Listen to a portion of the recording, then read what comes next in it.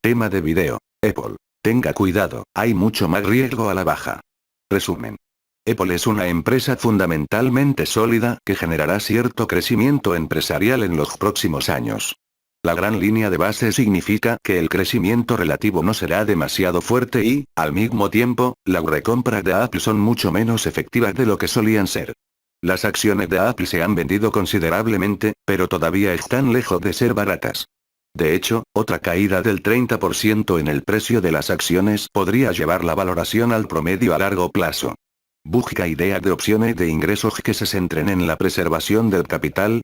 Ofrezco esto y mucho más en mi servicio exclusivo de ideas de inversión, Cash Flow Kingdom. Aprende más artículo tesis. Apple, Nasdaq. Apple es una empresa fundamentalmente fuerte, pero su crecimiento no es escandalosamente alto. Al mismo tiempo, las acciones cotizan muy por encima de la norma histórica, lo que hace que sus recompras sean menos efectivas y que da como resultado un riesgo de compresión múltiple. En los últimos meses, Apple ya ha visto retroceder considerablemente sus acciones. Sin embargo, dependiendo de hacia dónde se dirijan las tasas, las acciones podrían caer aún más. Apple tiene un negocio fuerte, pero no demasiado crecimiento. Mirando los fundamentos de Apple, podemos decir que esta es claramente una empresa fuerte. Apple no solo tiene un excelente balance general con amplios recursos en efectivo, sino que Apple también opera con márgenes y retornos de capital atractivos. Durante los últimos 4 trimestres, el margen neto de Apple fue del 26%. Eso no solo significa que Apple genera una gran cantidad de ganancias por cada venta adicional que realiza, sino que los márgenes de Apple también reducen los riesgos en tiempos de inflación. Algunas empresas ya han visto cómo se comprimen sus márgenes debido al entorno actual de alta inflación. Eso es mucho más peligroso para las empresas con márgenes bajos, ya que un margen de 200 puntos básicos reduciría las ganancias a la mitad para una empresa con un margen neto del 4%. Apple, en el mismo escenario, vería caer sus ganancias en menos del 10%, lo que significa que las empresas de alto margen como Apple son inversiones de menor riesgo en tiempos como estos. Sin embargo, una empresa de alta calidad no es necesariamente una empresa de alto crecimiento. En el caso de Apple, la enorme línea de base significa que hacer crecer aún más el negocio está lejos de ser fácil. Una empresa que genera ingresos anuales de cerca de $400 mil millones necesita agregar miles de millones de dólares en ingresos cada año solo para una insignificante tasa de crecimiento de ingresos del 1%. Si la empresa quiere una tasa de crecimiento del 5%, que es sólida pero está lejos de ser espectacular, se requieren $20 mil millones en ventas adicionales durante un solo año. Los aumentos de precios de sus productos de hardware como el iPhone, iPad, Mac, etc. ayudan a impulsar un cierto crecimiento de los ingresos a largo plazo, pero el crecimiento del volumen no es demasiado favorable. Después de todo, la mayoría de las personas que quieren un teléfono inteligente o una tableta ya tienen uno y reemplazar los existentes no conduce a un crecimiento del volumen a largo plazo. Manzana. El negocio de servicio DS ha generado un crecimiento superior al promedio en los últimos años, pero eso probablemente no sea suficiente para conducir a un gran crecimiento comercial a largo plazo. Después de todo, incluso cuando Apple lanza nuevos servicios a lo largo del tiempo que agregan $1.000 millones en ingresos o dos, eso apenas mueve la aguja para un gigante de $400 mil millones al año. Apple, Nasdaq.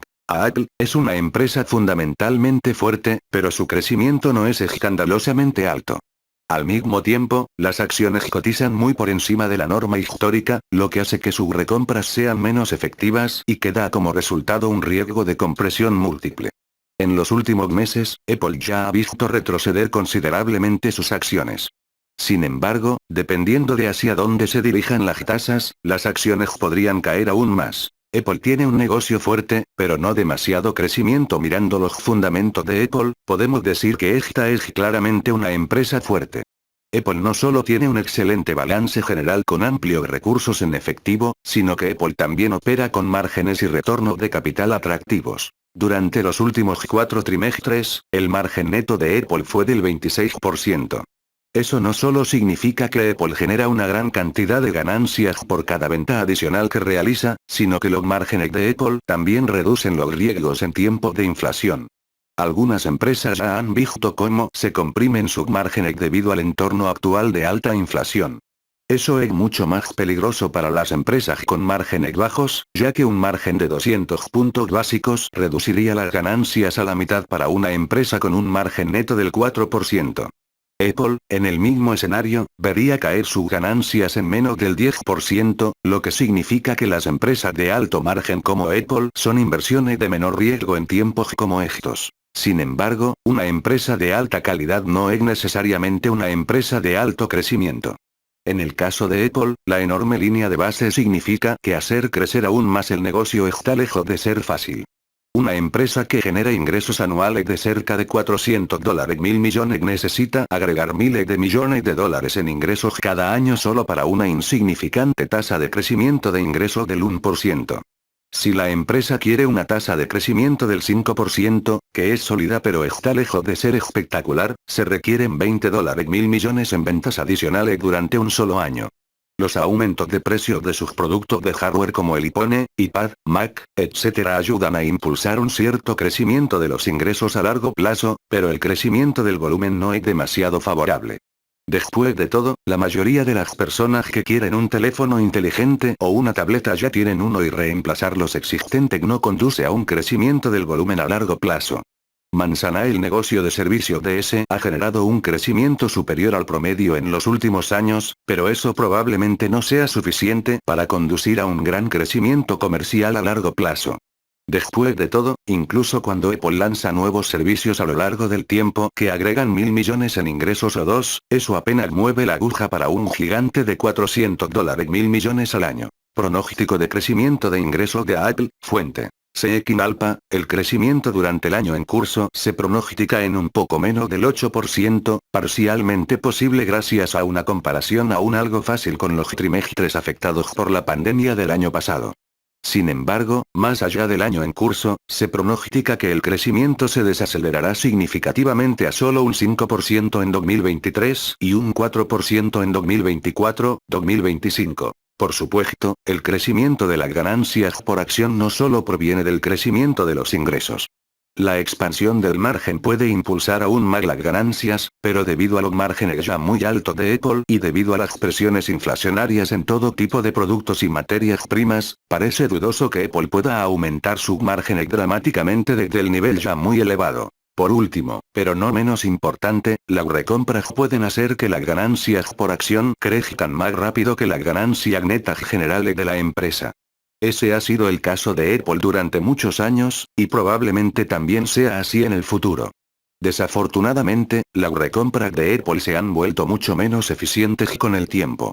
Entre mayo de 2013 y mayo de 2020, el recuento de acciones de Apple disminuyó un 32%, lo que se traduce en una tasa de reducción anual, CAGR, del 5,4%. El ritmo anual de reducción del conteo de acciones en ese periodo de tiempo fue solo del 2,4%, o significativamente menos de la mitad del ritmo de recompra observado en los 7 años anteriores. Ese no es el resultado de una reducción en el gasto absoluto de recompra de Apple. En cambio, las acciones de Apple se han vuelto mucho más caras de lo que solían ser durante la última década, lo que ha hecho que las recompras sean menos eficientes. Naturalmente, la recompra de acciones cuando están baratas tiene más impacto que la recompra de acciones cuando están caras. Dado que las acciones de Apple siguen estando muy caras en comparación con la norma histórica, podemos esperar que las recompras de Apple sigan estando por debajo del promedio histórico en términos relativos.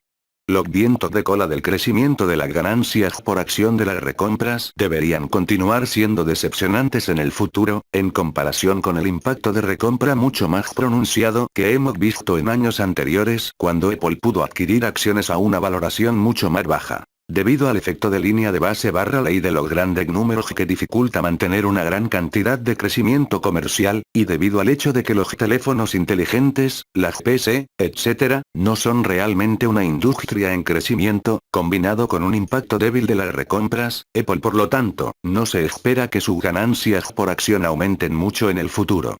Todavía espero que Apple genere un sólido ritmo de crecimiento de las ganancias por acción a largo plazo, pero no emocionante. Durante la última década, Apple ha aumentado sus ganancias por acción en un enorme 305%. Eso se traduce en una tasa de crecimiento anual de las ganancias por acción del 15,0%.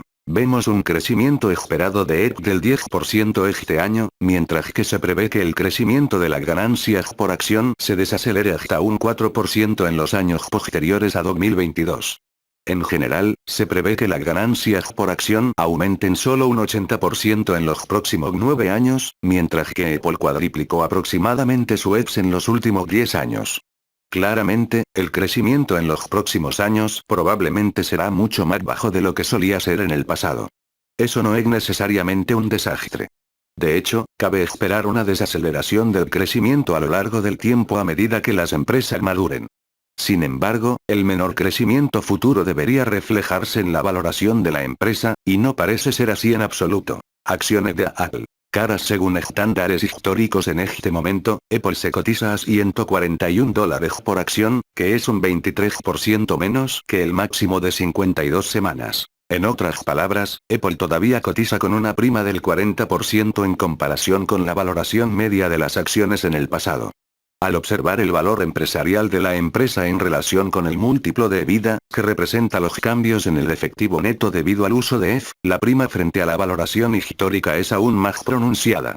Con un múltiplo EBITDA adelantado de 19x, Apple cotiza con una prima de casi el 80% en comparación con la relación EBITDA mediana de 10 años de 10,6. Por lo tanto, podemos resumir que la valoración actual de Apple sigue siendo mucho más alta de lo que fue, en promedio, durante la última década, a pesar de la caída del precio de las acciones de más del 20% desde que la compañía alcanzó su punto máximo a principios de este año.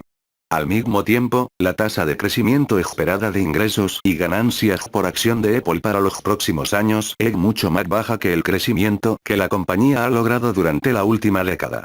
Una valoración mucho más alta para una empresa que generará un crecimiento mucho menor en los próximos años no me parece una propuesta de inversión atractiva. Vemos que el rendimiento de la ganancia de Apple es actualmente un 1,1% más alto que la tasa del tesoro a 10 años.